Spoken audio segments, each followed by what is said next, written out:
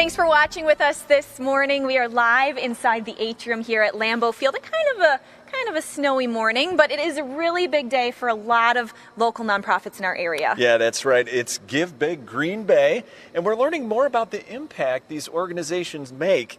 Let's check in with Emily Beyer with more. Morning, Em. Good morning, Brooke and Fish. Hello, everyone. The St. John's Homeless Shelter has been changing lives since 2005. They do that every day and night by restoring hope and faith in humanity. If the doors to St. John's were to close, last night there would have been 119 individuals on Washington Street and Adams Street in downtown Green Bay. The St. John's Homeless Shelter is an emergency shelter in downtown Green Bay.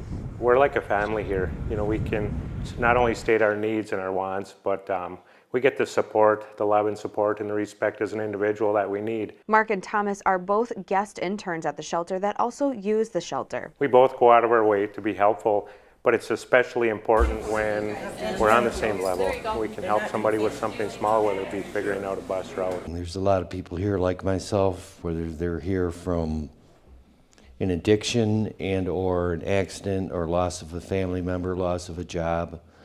It's a place to start. There's a variety of reasons guests will come to the shelter, anywhere from generational poverty, aging out of foster care, mental health, addiction, and significant childhood trauma.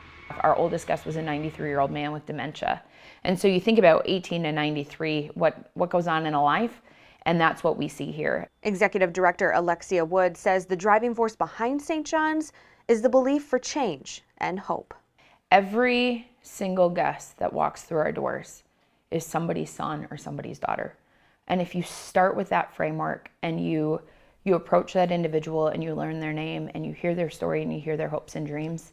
And there are hundreds of people who believe in that mission too. Wood says the volunteers are the heartbeat of what they do. Middle of the night, we'll transport guests to and from employment to remove that transportation barrier when the buses aren't running. I've been able to rebuild my life through some hard times, being homeless. A divorce was one of the reasons, a split in a relationship.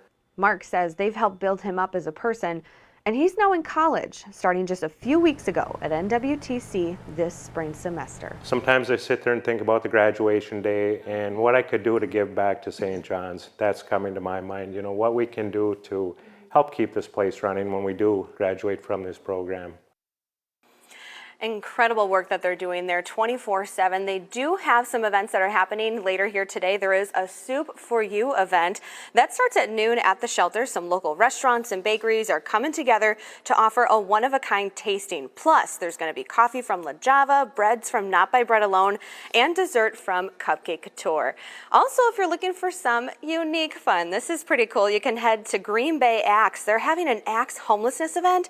You can come anytime between 5 and 7 and throw some axes for free. There will also be beverages available for purchase, but it sounds like a really fun night for anyone who's looking to maybe still throw some axes. But Brooke and Fish, I think it's a soup day for many with that snow. I think you're absolutely right, Emily. It's super winter wonderland outside. Super. There you go. A super winter wonderland, There we so go. to speak. All right, as far